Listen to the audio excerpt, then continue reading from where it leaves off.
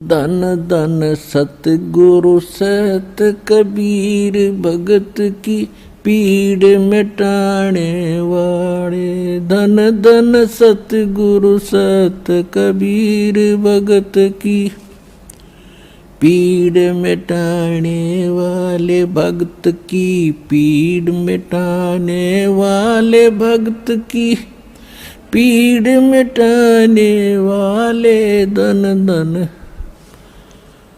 तो कबीर भगत की पीड़ मिटाने वाले। रहे नल नील यतन कर हार, तब सतगुरु से करी पुकार। रहे नल नील यतन कर हार, तब सतगुरु से करी पुकार। जा सतरेखा लिखी अपार सिंधु पे सिला तिराने वाले। जा सतरेखा लिखी अपार सिंधु पे सिला तिराने वाले। धन धन सतगुरु सत कबीर भगत की पीड़ मिटाने वाले। जब सर्प न डसी जा पुकारी, इंद्रमती अकुलाए। सर्प ने डसी जब जा इंद्रमती रही उकुलाए। आपने तुरंत करी सहाय, बेरोली मंत्र सुनाने वाले।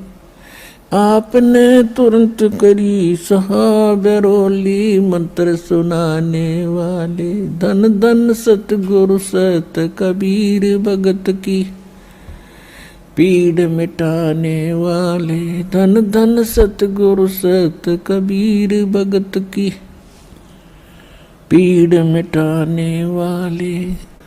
दामोदर सेठ के हों थे अकाज, अर्ज करी डूबता देख जहाज। दामोदर सेठ के वो थे अकाज, अर्ज करी डूबता देख जहाज। लाज मेरी रखियो गरीब नवाज, समुद्र से पार लंघाने वाले। लाज मेरी रखियो गरीब नवाज, समुद्र से पार लंघाने वाले। धन धन सतगुरु सत कबीर भगत की पीर मिटाने वाले। कह कर जोड़ दीन धर्मदास दरस दे, पूर्ण करियो आस। कह कर जोड़ दीन धर्मदास दरस दे, पूर्ण करियो आस। मेटियो जन्म मरण की तरास, सत पद प्राप्त कराने वाले। मेटियो जन्म मरण की तरास, सत्य पद प्राप्त कराने वाले। धन धन सतगुरु सत कबीर भगत की पीड़ मिटाने वाले। अब पहले ये भक्त धर्मदास जी जो थे, ये श्री राम के कट्टर पुजारी थे, और श्री विष्णु जी, श्री कृष्ण जी। जैसे हम आम हिंदू, जैसा हमें ज्ञान था, हम सभी ऐसे ही पूजाएं करते थे। और जब परमात्मा के ज्ञान से वो परिचित हुए, तब वो कह रहे हैं कि परमात्मा हम तो भ्रमित थे, अब पता चला सच्चाई क्या थी। अब जैसे पुण्यात्माओं,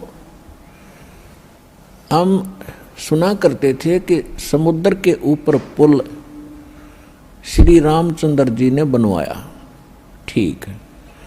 फिर हम सुनते थे कि नल नील के हाथों में एक ऐसी करामात थी कि जो पत्थर उठा कर रख देते थे वो पानी में डूबा नहीं करते। तीसरा हम कारण सुनते थे कि हनुमान जी ने उस पर राम नाम लिख दिया था, इसलिए पत्थर तिरे थे। ये था लोकवेद दंत कथा उवाबाई, जिसका कोई सिर पैर नहीं था। वास्तविकता ये थी कि परमात्मा चारों युगों में आते हैं। कबीर परमेश्वर जी, सतयुग में सत सुकृत कह टेरा, त्रेता नाम मुनिंदर मेरा। द्वापर में करुणा में कहाया और कलियुग नाम कबीर धराया। तो दूसरे युग त्रेता युग में परमात्मा मुनिंदर नाम से आए थे, मुनिंदर ऋषि, और वो ऐसे शिक्षा दिया करते थे, ज्ञान सुनाते थे। कुछ श्रद्धालु उनकी दीक्षा लेकर जो दुखी आते थे परमात्मा के दरबार में, देखो वैसे तो हम वैज्ञानिक काल न पकाए रखे हैं, घने विद्वान बना रखे हैं, किसी से आगे कोई चर्चा करके देख लो, आपको 20 वाणी सुना देगा कबीर साहिब की, और गीता के श्लोक सुना देगा, वेदों के मंत्र निरे सुना देगा, और क्या पता नहीं इनको। तो इसी प्रकार परमात्मा से बहस विवाद करने वाले बहुत घने होया करते थे त्रेता। लेकिन जो दुखी होते थे वो सब जगह थक लेते थे, परमात्मा के पास जाते थे। और वो तो परमात्मा दयालु हैं, उनके बच्चे हैं सभी, उनके पास आएंगे तो माँ बाप पर देखा जा बालक दुखी तो सुख भी देगा, जब नीत साबित होगी तो जाते ठीक होते। 20 को और बताते भाई वहाँ जाते ऐसा दुख हुआ था, मैं ठीक हो गया। और नल और नील नाम के ये दोनों मौसी के बेटे थे, आपस में अलग अलग माताएं थी, वो आपस में बहनें थी। तो ये दोनों कुछ प्राकृतिक प्रकोप इनके संस्कार का था। ये सब ऋषि महर्षियों के पास जा चुके थे, कुछ मेंटली डिस्टर्ब थे, और सारा दिन भारी भारी शरीर रहता था, ऐसे शरीर दिमाग भी घना काम नहीं कर रहा था, यानी ज़्यादा डिस्टर्ब थे। तो सब ऋषि महर्षियों के पास गए, सभी ने लास्ट में ये फाइनल कर दिया कि तुम्हारे प्रारब्ध का दंड है, कर्म है, भोगना पड़ेगा, तेरी किस्मत में लिख रखे। अब प्रारब्ध के संस्कार को कोई बदल नहीं सकता, तो भोगना ही पड़ता है। ऐसा विधान ये काल के दूत, ये नकली संत ऋषि बताया करते थे। तो नल नील ने यह फाइनल मान लिया था कि ईब तो यू दुख तुम्हारी मौत के साथ ही समाप्त होगा। फिर भी कोई कहीं कह देता है उसको जाकर के कि वह महापुरुष आए और वो बड़ा सुख देते हैं, सभी को राहत मिल रही है, तो नल नील भी चले गए। चल देख लेते हैं, टूटे से मन से जाता आदमी। जब 9 नकली दुकानों पर ठगा जा चुका होता है और कोई 10वीं ओरिजिनल दुकान भी उसको मिल जाती है, तो वहाँ भी उसका दृष्टिकोण यही रहता है कि यूँ भी इस साइड ठग निकलेगा लास्ट में। तो जिस कारण से ये काल ये ऐसा दुखी कर देता है कि ठीक ठिकाने जब पहुँचता है, पहले वो ठग चुका होता है, तो वहाँ उसका विश्वास नहीं बढ़ पाता। और जब तक विश्वास आपका नहीं होगा, इतना मालिक साथ नहीं देता, तो फिर उस परमात्मा में को रजा करते हैं दाता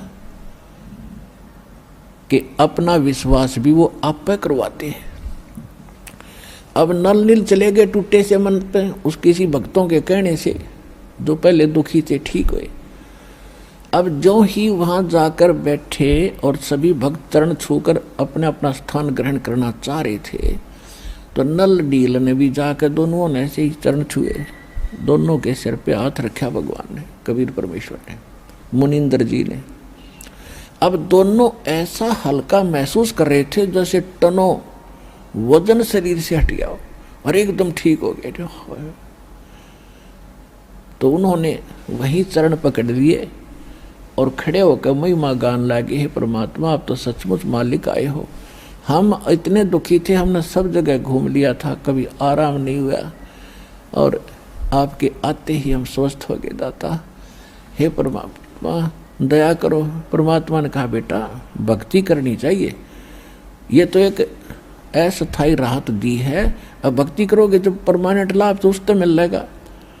ने बोला जी नाम दे दो, पहले सत्संग सुन ले फिर नाम दूंगा। अब पहले तो वो विष्णु जी ब्रह्मा शिव जी के ऊपर आसक्त थे, जब मालिक ने वह सारी हिस्ट्री सुनाई, सृष्टि रचना सुनाई। अब दुखी आदमी जब सुखी हो गया, जब तक आदमी सुखी है ना तो उसके अंदर तभी तक ये बकवाद चलती है, ऐसा नहीं वैसा नहीं। हर जब खुद बीत गई ऐसी, फिर तन्ने कहा जी सारी सच्ची जो कि सब सत्य है। तो भगवान यही चाहता है कि बेशक दुखी हों, इस ज्ञान ने सुने और नाम लें, वो सुखी होंगे फिर बार बार आएंगे। दुख दूर होगा तो उनको विश्वास होगा, फिर बार बार आएंगे तो वो ज्ञान भी सुनेंगे, और ज्ञान सुनेंगे तो आप पे बात बन जाएगी। तो नल नील ने फाइनल हो गया कि सचमुच उन रामकृष्ण के पुजारियां तमाम धक्के खा कर आ चुके थे, उनसे कोई लाभ बना मिला, मैं हरियाती सुख हो गया। तो सचमुच ये संत परम शक्ति के से जुड़े हैं, ये कोई और परमात्मा के पुजारी हैं। वो थे तो खुद मालिक ही, फिर भी हमारी बुद्धि जहाँ काम कर रही थी उतना ही पर्याप्त था। दोनों ने दीक्षा ले ली और सब जगह बतावें, आपस में बैठे बैठे गुण गावें। तो सत्संग में एक बात और ज्ञान दिया जाता है कि बेटा, यहाँ अधिकतर बूढ़े बुजुर्ग बीमार आते, ऐसा ही आते हैं, कोई लंगड़ा है, कोई कैसा है। तो अपने भाई बहनों की, तो ये भक्त हैं, ये भगवान के लिए आए हैं और इनकी सेवा करनी चाहिए, इनके बर्तन धोते, कपड़े साफ करे, जिसे बन सके तुमसे, तो इसका बड़ा पुण्य होगा।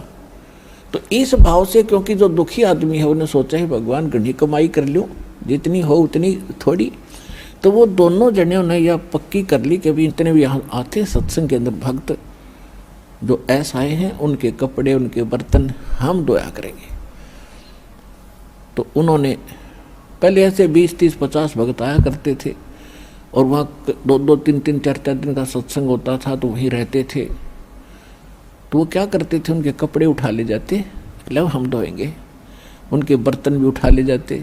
पहले ऐसे बर्तन मारते काशी कुशी के।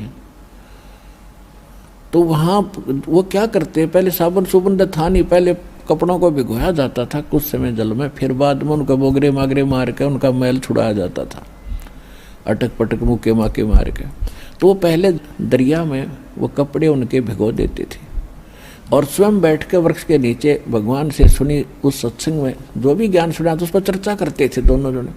घंटों बीत जाने के बाद उनको ध्यान आता था, अरे कपड़े भी धोने हैं। फिर वो जैसे कपड़े धो धा के उठा लेते थे। तो उसमें कुछ कपड़े उसमें दरिया में बह जाते थे। तो कारण क्या बना कि जो भक्त श्रद्धालु इतनी दूर से पहुंचे हैं, उनके कपड़े मिले नहीं, तो वो कहते थे भाई हमारा कपड़ा ऐसा नहीं मिला, ये नहीं मिला, किसी का बर्तन नहीं मिला। तो कहने लगे हमें तो पता नहीं, हम तो सारे जितने ले गए थे उतने ले आए हैं। तो दूसरे भक्त और भी जाते थे सेवा करने, वो बताते हैं कि ये पता नहीं क्या बैठे बैठे बतलाते रहते एक वृक्ष के नीचे, इनको ध्यान नहीं रहता, वो बह जाते हैं पानी में। तो उन भक्तों ने, जो बुजुर्ग थे, उन्होंने कहा भाई इससे अच्छा तो आप हमारे ये दोहा ना करो, हमारे तो और नुकसान कर दिया। तो ये बात कहते कहते गुरु जी के पास पहुंच गई। अब उन्हें नल्ली ने सोचा कि अब तुम्हारी सेवा छूटेगी और तुम मर गए, फिर वो एक कर टूटेंगे, गुरु जी नाराज हो जाएंगे। तो महाराज जी ने कहा बुला के, भाई बेटा क्या बात है, कपड़े ध्यान से धो के लाया करो। अखां जी घने ध्यान तो धोते हैं। तो अच्छा भाई ठीक से धो के लाया करो। 2-3 दिन के बाद फिर वही शिकायत आई। तब फिर परमात्मा ने कहा कि बेटा आपको बार बार कहा है ध्यान रखा करो, ठीक आप सेवा ना करो, इनसे दुखी हो गए तो आप सेवा ना करो, इससे चरणों में गिर गए, ये महाराज मर जाएंगे, हमारा तो विनाश हो जाएगा, मुश्किल से आपकी दया हुई है, हमारी सेवा ना छुटवाओ। उन्हें सोचे गुरुजी नाराज हो गए। अब उनकी दीन हालत देखकर, हृदय की पुकार देखकर परमात्मा ने तरस आ गया कि आत्मा घनी दुखी हो जाएंगी जब सेवा छुटवा दी। तो कहा बेटा चल ठीक है, आप करो सेवा, आप दोनों को मैंने वरदान दे दिया, आशीर्वाद दे दिया, तुम्हारे हाथ से कोई वस्तु पानी में डूबे नहीं गई। वो बड़े खुश हुए। उन्हें जा करके, जैसे मिट्टी के भी पत्थर होते थे उस समय, एक आधा काशी का होता था, तो उन्होंने जो का तो पानी में भर के काशी का बेला और जलपत रख दिया, वो नौका नु रखा रहा, नीचे लहरें चल रही हैं और वो यूं का नु धरा, और भी तमाशा देख रहे हैं भगत। सचमुच गुरु जी का इसका आशीर्वाद हो गया इनको। तो पत्थर उठा कर रख दिया, पत्थर भी नौका नु वहीं सतिर हो जाता था, और कपड़े जहाँ रख दिए वो हाथ ला के हिला देना, पत्थर नौके नो कपड़े रखे रहते थे। तो ये उनके अंदर उस परमात्मा ने इसलिए गुण दे दिया कि ये मानना नहीं, और इनके कपड़े खराब होते हैं, ये भी दुखी और ये भी दुखी, तो दोनों को सुख दे दिया। वो समर्थ भगवान है, जो चाहे सो कर दे। अब कुछ दिनों के बाद क्या हुआ, अब सत्संग समाप्त हो जाते थे, साल 6 महीने में कभी सत्संग होते थे। तो उधर से वो भक्तों को पता चला नल नील को कि ऐसे ऐसे एक रावण राजा है, उसने माता सीता को उठा लिया है, उसको छुड़ाने के लिए सभी साधु भक्त और इकट्ठे हो रहे हैं, चलो रावण को कूटेंगे पीटेंगे। तो भगत भी साथ से चले गए वहां पर। अब वहां पहुंच गए समुद्र के उरली साइड में, और पुल बनाने की समस्या आ गई। तो समुद्र के अंदर घुटनों पानी में खड़ा होकर श्री रामचंद्र अर्थात विष्णु जी ने 3 दिन प्रार्थना की थी कि हे जल्दी, हे समुद्र राज, मुझे रास्ता दे दे, मैं बहुत दुखी हूँ, ये मेरे साथ बीत गया है, आप भी भक्त हो, आपने मेरी मदद करनी चाहिए, क्योंकि इन जल का देवता होता है वरुण, और वरुण के अंतर्गत फिर अन्य आगे और छोटे देवता होते हैं। ये इस प्रकार इन्होंने सभी जल स्रोतों को उनके अधीन कर रखा है। जब 3 दिन तक घुटनों पानी में खड़ा होकर याचना करने से भी समुद्र नहीं मान्या, नहीं रास्ता दिया, तो उसी समय श्री राम ने कहा कि लक्ष्मण, मेरा वो अग्नि बाण दे, ये लातों के भूत बातों से नहीं मानते, इसको फूकूंगा। और जो ही वो अग्निबाण छोड़ना चाहा, उसमें से लपटें निकलने लगी। उसी से मैं ब्राह्मण रूप बना के और समुद्र बाहर आ गया और कहा, महाराज इसको फूक दोगे मुझे तो इसमें फिर भी आप पार नहीं हो सकते, क्योंकि ये तो खड्डा बन जाएगा, बहुत भारी झील हो जाएगी और कितने जीव मरेंगे, आपको पाप लगेगा। तो श्री राम ने कहा कि फिर मैं क्या करूं, मैं भी तो बहुत दुखी हूं, मुझे कोई विकल्प बता। तो उसने कहा कि ऐसा काम करो, सर्प भी मरे, लाठी भी ना टूटे। कि वो कौन सा तरीका? कि समुद्र ने कहा कि आपकी सेना में नल नील नाम के 2 एक भक्त हैं, उनके गुरुजी का दिया उनको आशीर्वाद है कि वो जल के ऊपर चाहे पत्थर भी धर दें, वो डूबता नहीं। तो आशा की एक किरण दिखाई दी श्री रामचंद्र जी ने। नल नील को आवाज लगाएगी, वो सामने आए। अब यहां हम मार खाते हैं कि जैसे माता गर्भ को राखे यत्न बना, ठेस लगे तो अक्सीन हो, तेरी ऐसे भक्ति जावे। अब वहां नल नर देखा कि यहां तो अंगद भी फेल हो गया, हनुमान जैसे बलवान भी फेल हैं तुम्हारे सामने, आज तुम्हारी महिमा होगी। या मार खाता प्राणी यहाँ पर। तो उस दिन वो भगवान नहीं भूल गए और गुरु जी को भी भूल गए। अपनी महिमा दिखाने के लिए सामने आगे सीना तान के खड़े हो गए रामचंद्र के पास। और उनसे पूछा गया कि क्या भाई आपके अंदर कोई ऐसी पावर है, आपके हाथों में कोई शक्ति है? हाँ जी, कि भाई एक एक्सपेरिमेंट करके दिखाओ तभी विश्वास होगा। तो उन्होंने पत्थर उठाया, रख दिया, डूब गया। दूसरा उठाया, फिर डूब गया। उनको तो विश्वास था कि डूबता ही नहीं था। तब वो एकदम सहम गए, भाई आज क्या बनी, दोनों के हाथ से पत्थर नहीं तर रहे। तब उस ब्राह्मण रूप में खड़े समुद्र की तरफ श्री रामचंद्र जी ने ऐसे देखा, ये कहना चाहा हो कि समुद्र तू तो झूठ बोल रहा है। तब समुद्र ने कहा कि नलनील, तुमने बड़ी भारी गलती कर दी, आज तुमने अपने गुरु को याद नहीं किया, जिस कारण से तुम फेल हो गए। रहे नल नील यतन करे हार, तब सतगुरु से करी पुकार। रोए नल नील यतन करे हार, तब सतगुरु से करी पुकार। जा सत रेखा लिखी अपार, सिंधु पे सिला तिराने वाले। जा सत रेखा लिखी अपार, सिंधु पे सिला तिराने वाले। धन धन सतगुरु सत कबीर, भगत की पीड़ मिटाने वाले। अपने आत्माओं, आपको पहले भी बताते रहे हम कि जिस समय परमात्मा प्रथम सतयुग में यहाँ आए थे, इस काल ने वरदान लिए थे भगवान थे। उन वरों में से एक ये भी वर था कि मेरा पुत्र जाएगा और ऐसी घटना उसके प्रारब्ध में लिखी है वह घटेगी। लेकिन वो इतना सक्षम नहीं है कि समुद्र पर पुल बना सके। भगवान आप उनकी दया करियो, वो पुल बनवाइयो। परमात्मा को वो वायदा भी याद था और उधर से नल नील की फड़क भी निकालनी थी, ना भक्ति नाश हो जाता उनका। उनको ये बताना था कि जैसे माता गर्भ को रख यत्न बना और ठेस लगे तो छन्न हो तेरी ऐसे भक्ति जा। अब उसमें अभिमान आ गया उनके अंदर, उन्होंने अपना भट्ठा बैठा लिया तो इसी प्रकार हम छोटी सी कोई सिद्धि या शक्ति प्राप्त करके अपनी औकात नहीं भूलनी चाहिए और भगत बनकर दास बन के ही रहना चाहिए। जो कुछ भी हो रहा भगवान की कृपा मानना, अपने सिर पर नहीं ले, नहीं तो बहुत हानि हो जाएगी।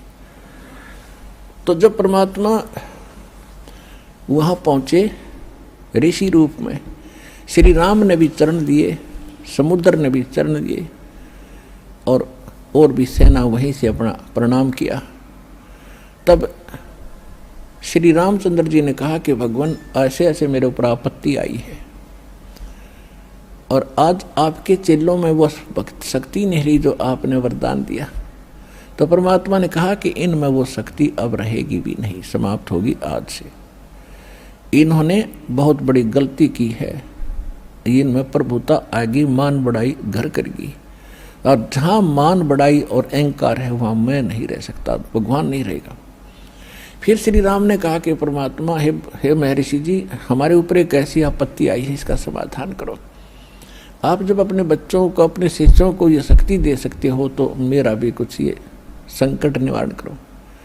तब परमात्मा ने एक सोटी उठाई, डंडी, और कहा जो मेरे पीछे पीछे। उन्होंने एक पहाड़ था, उसके चारों तरफ एक रेखा खींच दी चारों तरफ,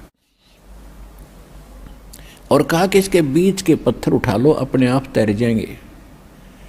वो पत्थर उठा के लाए, क्योंकि डरे थे। हनुमान जी बोला बेटा जा, मैं राम का नाम लिख दूँ इस पर। अब अपनी अपनी क्रिया सारे कर रहे थे, राम का नाम पहले ना लिखा इतने, लिख के पहले थक लिए थे। वो राम का नाम लिख दिया, वो दर्दी वो तेरी तो इसलिए थी। अब कहते हैं रहे नल नील यतन कर हार, तब सतगुरु से करी पुकार।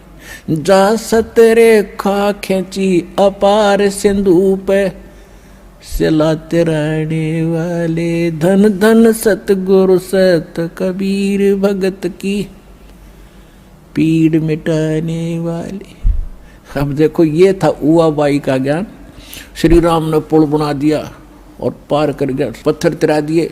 फिर कहते हैं नल नील के हाथों बड़ी पावर थी, उसे तिर गए। फिर कहते थे राम नाम लिख दिया हनुमान ने, उससे पत्थर तिर गए। जगत का पेखना पेख्या, धनी का नाम ना लेखा। एक दूसरे पर आश्रय दे रहे हैं जगत के ऊपर। कहते जो करने वाला तो उसका कितना जिक्र नामो निशान भी नहीं, जिस कारण से आप अभी तक भगवान की महिमा से दूर रहे और उसके लाभ से भी वंचित रहे। अब आपको वो तत्व ज्ञान और यथार्थ भक्ति और मंत्र समाधान मिला है, वो इस दास के पास है। और अपना कल्याण कराओ। दास पलकें बिछाई बैठा आपके लिए। आप भगवान के बच्चे हो, सारे